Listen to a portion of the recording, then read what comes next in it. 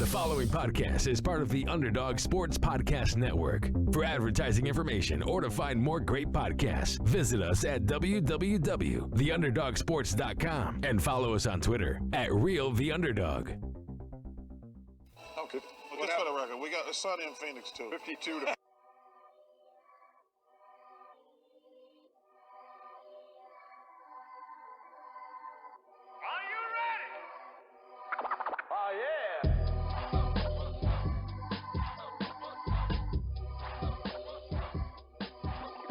Hello, everyone, and welcome to the Sunny in Phoenix podcast, a weekly podcast where we keep you up to date on everything Phoenix Suns basketball. My name is Charlie Erling, and as always, I'm joined by Mitch Krumpetich. Hello. Hello to you, Mitch. This week on the show, we'll be talking about the Suns' new draft strategy with James Jones at the helm, and then we'll discuss the NBA award voting, and we'll take a peek at some Suns that received some votes. Follow us on Twitter at SunnyandPHXPod. Same thing for Instagram. Go on iTunes, leave us a 5-star review and a comment, and you will get a shout out on the show. Shout out to Crazy Juarez on iTunes. Thank you for leaving that 5-star review.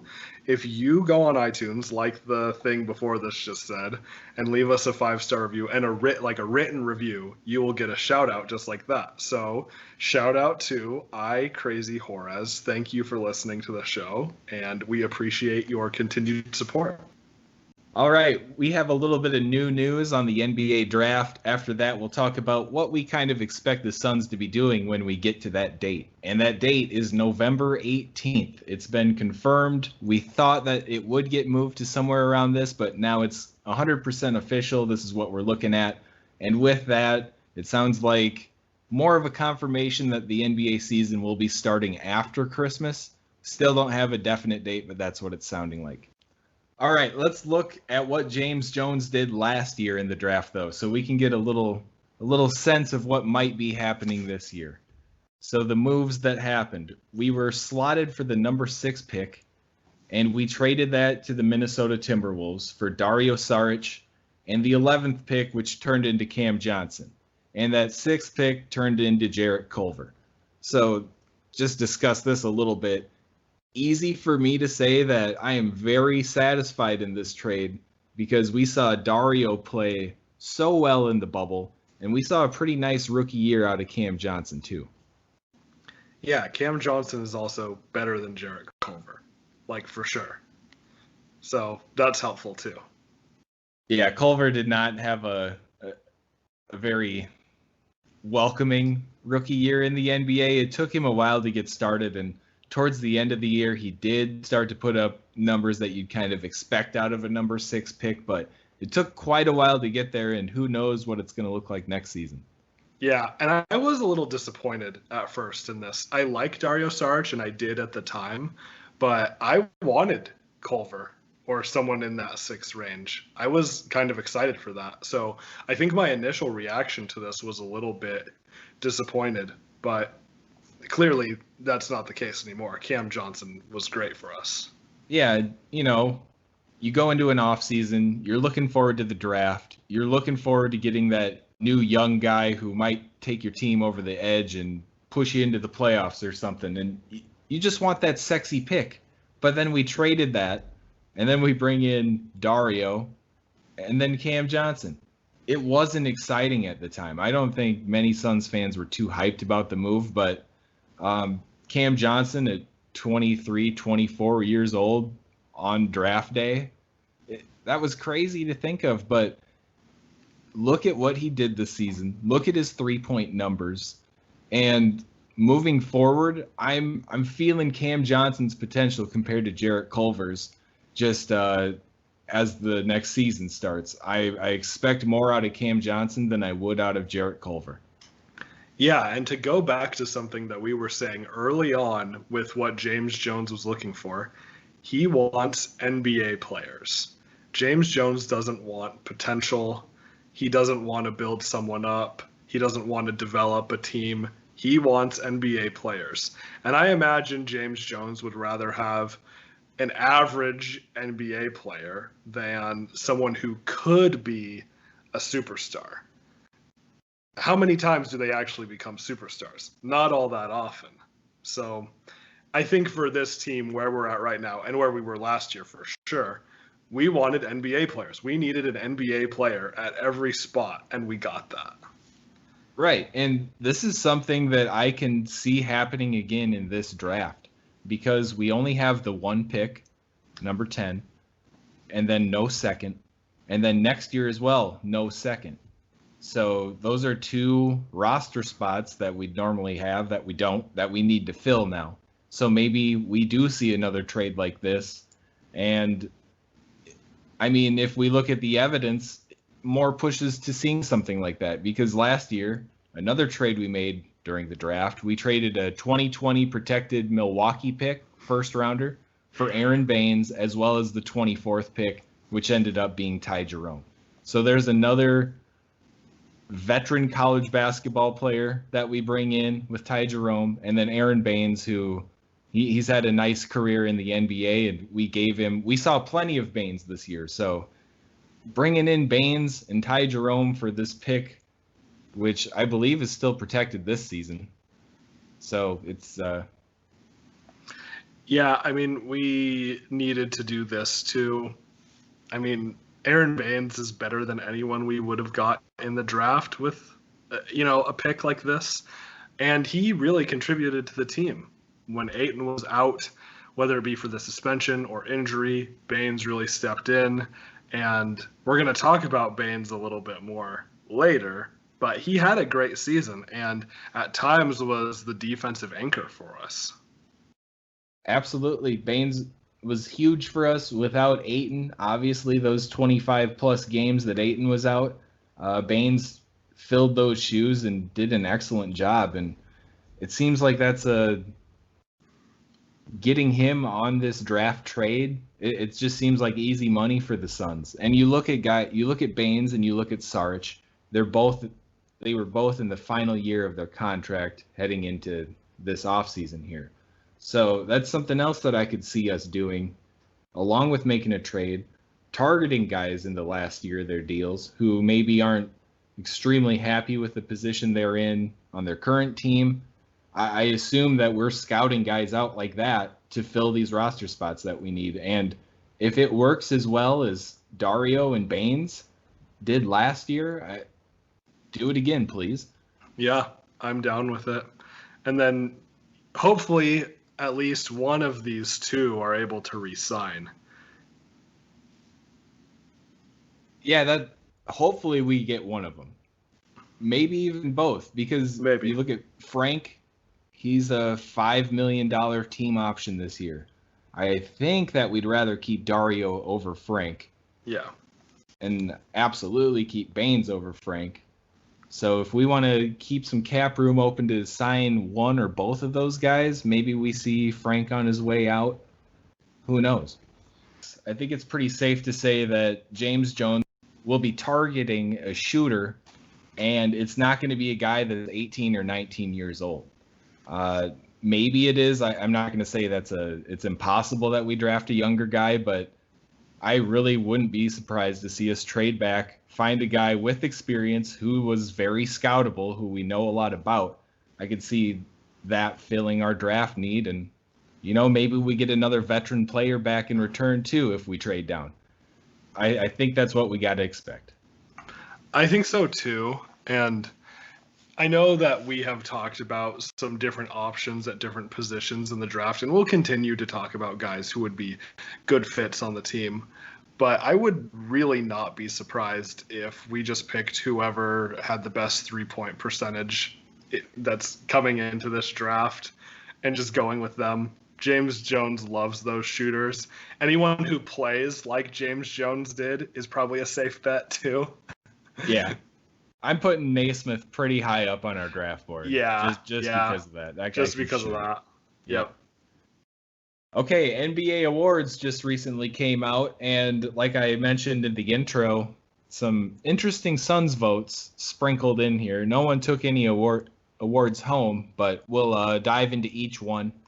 We'll start off with the MVP, obviously, and Giannis is the winner there. Averaged about 29 points, 13 boards, 6 assists per game. Great on the defensive end also, obviously, which we'll talk more about too. But it seems like Giannis was the pretty easy selection for this one this year. Yeah, and he was who I predicted to win MVP again.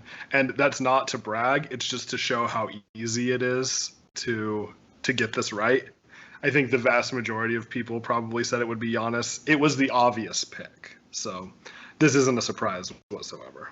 And LeBron was a little upset about the lack of votes that he got. I don't know if he was expecting to win it or expected more votes, but what are your thoughts on that? Does LeBron have any room to talk here? I mean, he's still alive in the playoffs.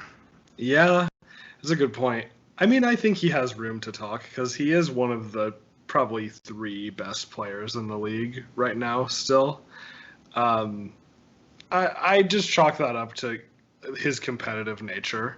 He wants to win all these awards, so I could understand him being upset that he only got, I think it was 16 first place votes. That sounds right. I mean, I don't know, like if I put myself in his shoes, I'd probably be mad too. So I don't really mind it. It's like, I just think, what if he didn't say that? What if he was like, oh yeah, this is great, it's fine. Like no one would like that. So that's true. Yeah, whatever it is, it's adding a little fuel to the fire for him to go win a championship this year. Exactly. No matter how you look at it, and Giannis and his team couldn't make it there. So this is a regular season award though, and the Bucks had a fantastic regular season. Yeah, well, and then you see LeBron and the Lakers beat the Nuggets pretty handily in the game 1 of the Western Conference Finals. So who's really winning? Yep, that's the truth. Okay, Coach of the Year, Monty Williams in our hearts, but Nick Nurse from the Raptors won this one. They went 53-19 on the season after losing Kawhi Leonard. They're in the East, but you can't discount them that much. That was a great team, and without a ton of superstar action there, you can say what you want about Kyle Lowry. I think Siakam still has a ways to go, but that's just an excellently coached team, and Nick Nurse is a great coach. He deserves this one hands down. He does. Yeah, Nick Nurse is so good. And I've heard interviews with him before, and he's a really nice guy. He's a great piano player, apparently. I think Nick Nurse is awesome. He's a great coach. And I love his enthusiasm, too. We've all seen the meme at this point of him squatting down with his arms spread in the bubble. And you can't not like that. He loves the game so much. Oh, yeah. And he just signed a big extension to stick around as their coach. So good for him. Happy for the Raptors. And that all makes sense to me. Yeah. Knowing the Raptors, I was pretty curious if they would fire Nick Nurse, like the Dwayne Casey treatment. But no, not this time. Not this time. Not this time. Okay, we move it on to Rookie of the Year, and another pretty easy one to write off. That's Ja Morant from the Memphis Grizzlies. Yeah, this was simple. Some people were voting for Zion. He's good, but he just didn't play nearly enough to even be considered. If anyone should also be considered, it's Brandon Clark, because he had a great season. Go Zags. So... yeah, I mean, we can kind of tie in some rookie team talk with this, but you see Brandon Clark and Rui first and second team there. There's a couple Zags. That's pretty nice. Yeah, it was exciting. Definitely. But yeah, another bit about that though. Zion makes the first team all rookie. Yeah. I you couldn't give him both. You can't, even though his stats were really nice in the 20-some games that he played, you can't give him both. So I suppose I'm happy that Ja got Rookie of the Year and Zion's there on the first team, even though I don't think he quite deserves it. Yeah, it's so hard because you have the option to go the Ben Simmons route and not play enough games and still be considered a rookie in technically your second year. But if you play 20 games or whatever it was like Zion did, you get put on the all rookie first team. Yeah. Man, and it's interesting. He puts up these great numbers, but he looks so out of shape in the bubble. It didn't look like he felt comfortable playing over 20 minutes a game. And why even let him get a shot at it this season? Are you trying to sell tickets? Is Zion pining to get on the floor? I don't know. Well, I think he is. He wanted to be on the floor. I think he was upset that he didn't get more playing time. Well, do you blame not getting playing time for weighing 300 pounds, or do you blame yourself for not trying to stay in shape and be ready to go? Right. No, I'm with you. I mean, I just think he's a kid in his first season. He wants to play as much as he can. We see this sometimes. I mean, Marquise Chris went through this, and now it's a different scale because Zion's way better. But Marquise Chris was excited to be in the NBA, and he did whatever he wanted, and he had way too much money for being an 18, 19-year-old kid. I mean, I would have done the same thing, you know? I remember seeing him at Summer League that year, and he looked he looked chubby. His face looked like it gained 5 pounds. Yeah. And we were like, oh no, he doesn't look ready for this. And he didn't last long after that either. I mean, I don't blame him. When you have that much money at that age and all the freedom in the world, I mean, when we were that age, we were making bad decisions, but we didn't have millions of dollars. Right. Right. No. Okay, let's move it on. Some more. You can be a little iffy about this one too. 6th man of the year ends up being Montrezl Harrell out of the Clippers. And then there's, Lou Williams from the Clippers is getting plenty of votes. How do you have 2 6th men? That's what Dennis Schroeder asked, because a lot of people think he probably deserved it this year. And it ends up going to Harrell and the Clippers. Yeah, this is a tough one. This award is probably the toughest to predict, too, because these guys sometimes just come out of nowhere. But I don't know. I probably would have given it to Schroeder. But I see why Harrell, I guess you could interchange Harrell with Lou Williams, but just because the Clippers had a better regular season than the Thunder. It was closer than we expected, but the Clippers were better. Right. Yeah, and Harrell plus Lou Williams, one of the best scoring bench duos ever, maybe even the best. I'm not sure where they ended up after the season ended, but a lot of impressive stuff from there. But yeah, it's tough, because is it 6th man of the year or is it bench man of the year? Because Lou Williams ends up taking away from Montrezl Harrell, but Harrell still wins. And then Schroeder just kind of gets the short end of the stick there, I guess. Yeah, I don't know. This award, it's not my favorite. I know it's a good one to have, but it's a tough one. Yeah, I hear you. Maybe Cam Johnson or Kelly Oubre coming off the bench next year, tear it up, and they take it home. Then we love that award. That's true. The last time we tried to predict a Suns player in this spot, it didn't go very well, though. So I'm not saying who, but let's just say we didn't predict it during the day. Oh no. Yeah, you'll have to be a long-time listener to pick up on that. I dare you to go find it. Oh, please don't. All right. Yeah, I don't think anyone will. I'm feeling pretty safe about that. All right, we move it on, though. Defensive Player of the Year, like MVP, Giannis. You predicted both these, huh, Mitch? I did.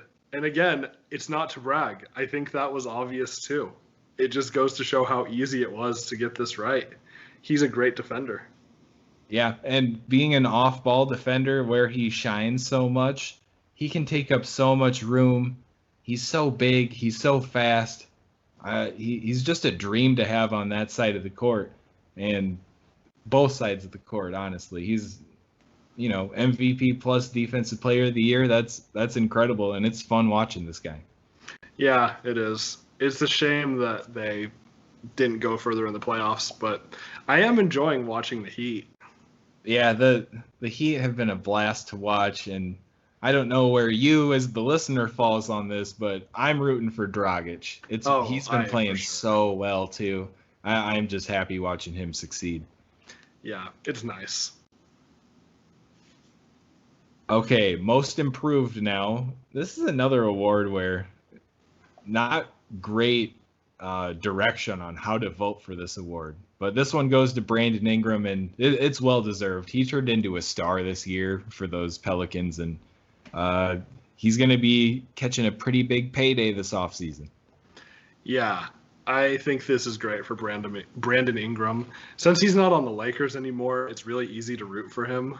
Him and D'Lo, I like them both. Yeah, and I want them to be good because it's like, oh, what if the Lakers had Brandon Ingram still? It's like, oh, sorry, you don't. So it's always nice to see that happen. But no, I like Brandon Ingram, and he did a lot for the Pelicans.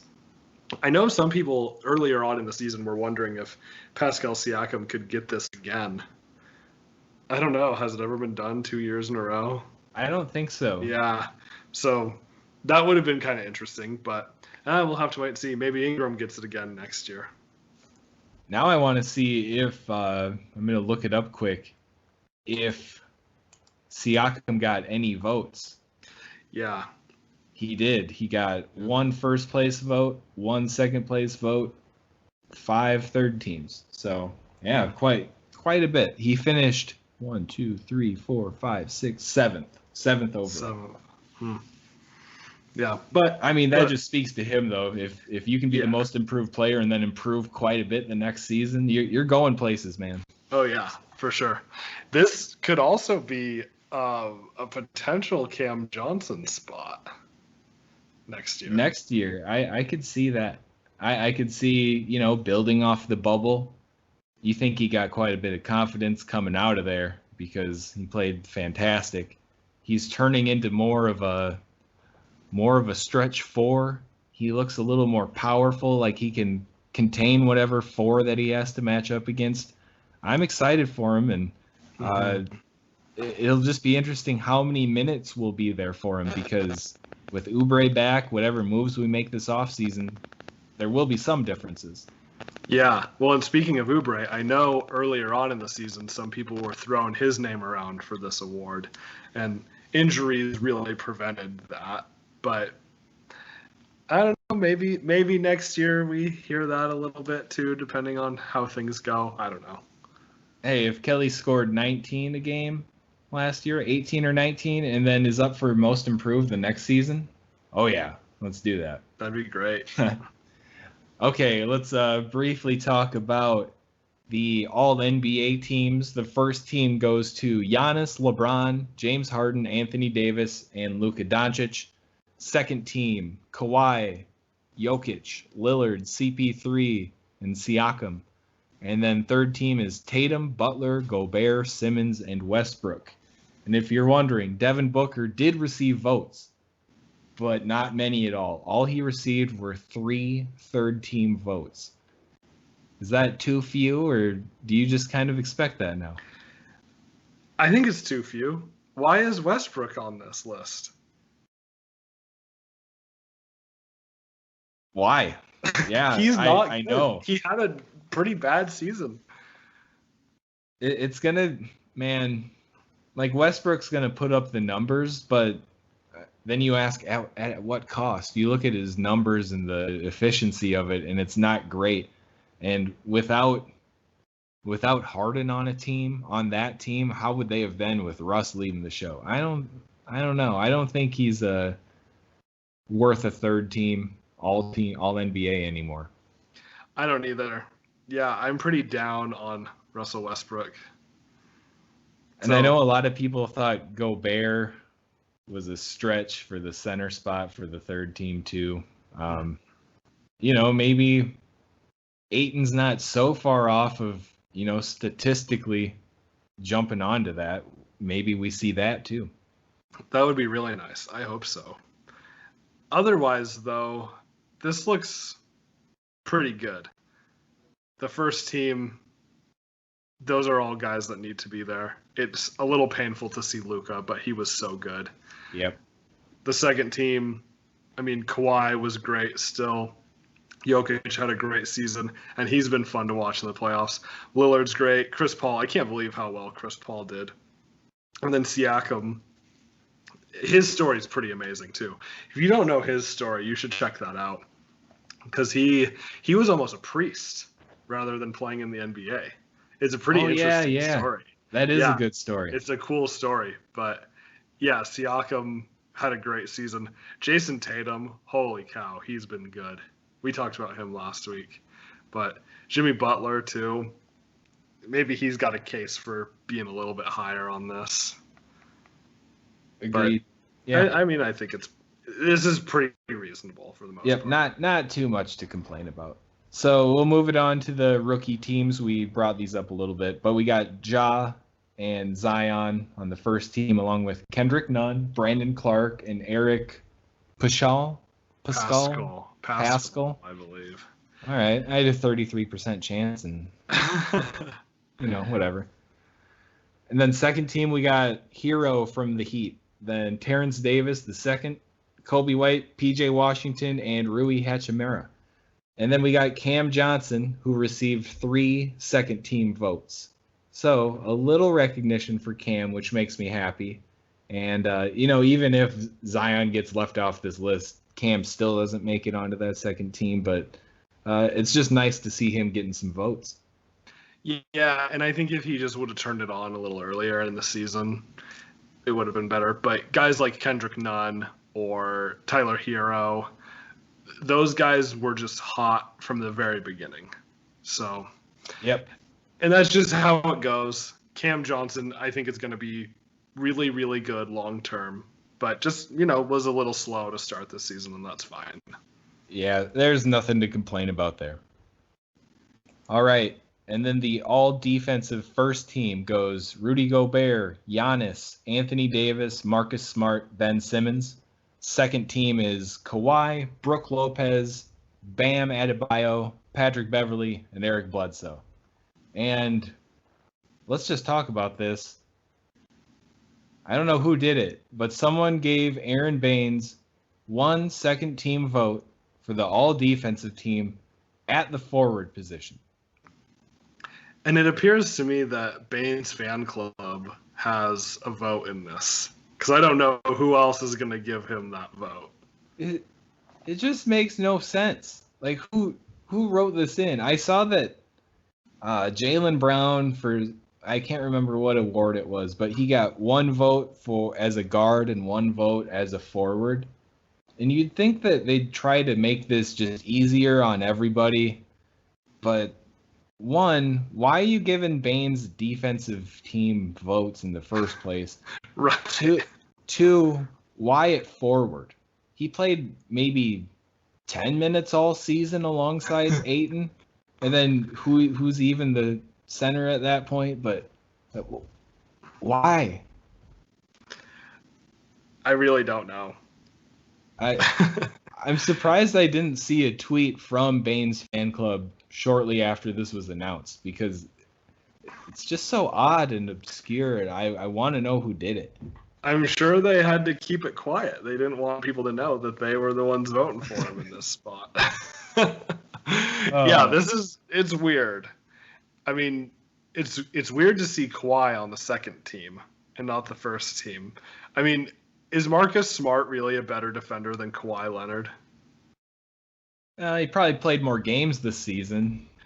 Yeah, that's probably it. I still think I would have swapped those two. So you got to go a center, 2 forwards, and 2 guards, and you call Ben Simmons a point guard. Yeah, that makes things all yeah.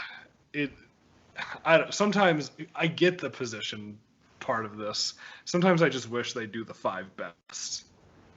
Yeah, I could get behind that. Yeah. Bledsoe on there is kind of weird to see. That is weird to see. But we can wrap this up by saying the James Jones draft strategy works out, because if you can snatch a guy like Aaron Baines, who's getting all defensive team votes at not even his position, you did something right during those trades. Right. That's right. Yeah. Dario Saric actually got one at guard, too. No. No, he didn't. He definitely did not. No.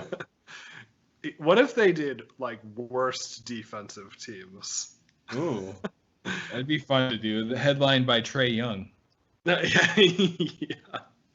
Would That'd it be funny. Trey and D Book at the guard spots, or Probably. did Booker crawl out of that dungeon this year? Because he did improve defensively. He did improve, but I don't know that he's entirely out of that dungeon. Yeah, Trey and Book first team, all non-defense. I'll take it. Yeah, it's probably a good thing that we don't do that. But now that we're getting into these topics anyway, let's move into the non-sports section of the show. Today's non-sports question is, what's your favorite emoji?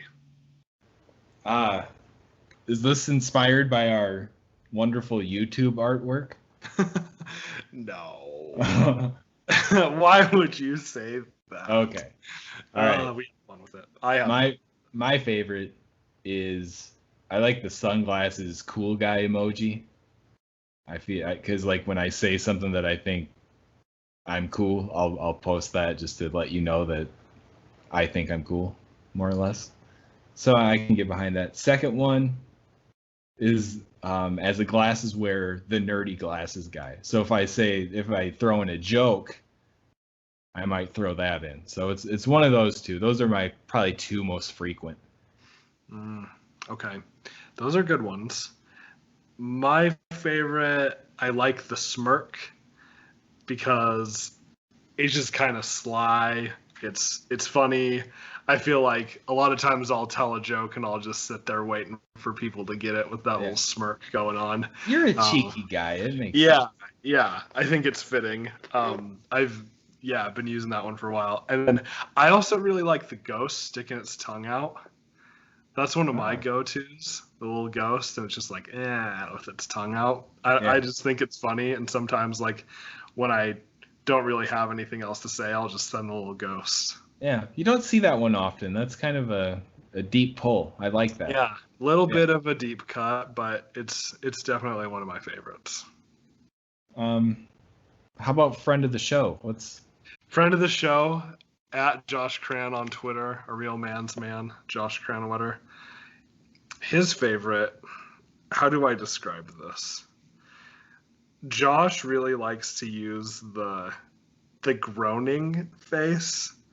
Like, how do I describe this one?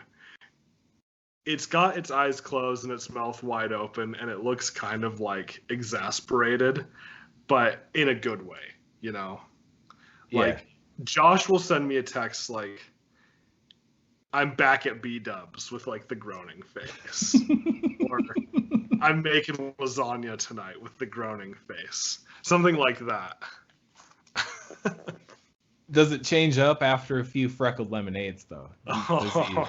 Everything changes Yeah. for him. And Yeah. Yeah, that man and Red Robin. Whew. Oh, that's where the rehearsal dinner's at, right? No. Definitely no. Sorry, Josh. Not Red. Oh, we're looking forward to that. Okay. This seems like a good place to end things. We thank you guys for tuning in. Check us out on social media at Sunny and PHX Pod on Twitter and Instagram. And we'll be back with another new episode next week. Go Suns.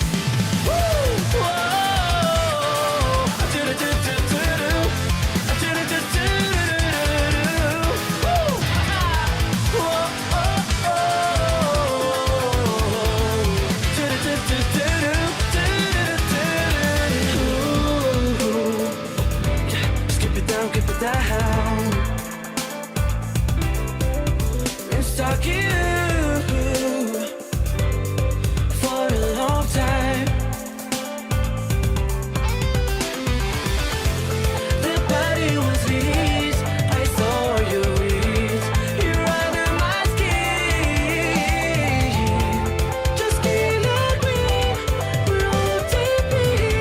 I'm going down. Don't wanna keep it low key. You're on a sneaky tenderly. You wanna Netflix chill with me. Just slide it to my DM. Every time I say never mind, don't you try to drop it.